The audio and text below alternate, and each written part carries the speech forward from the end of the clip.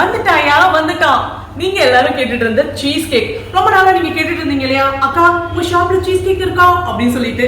அவங்களுக்காக தான் இது. நாளைக்கு ஹஸ்பண்டோட பர்த்டே. இன்னைக்கு நைட் 12 o'clock அவருக்கு ஒரு சர்ப்ரைஸ் கொடுத்து அப்படியே இந்த சீஸ் கேக்கையும் இன்ட்ரோடியூஸ் பண்ணிடலாம். பிளஸ் ரிவ்யூஸ் வேணும் இல்லையா, ஏன்னா நம்ம கவுண்டர் சேல்ஸ்க்காக.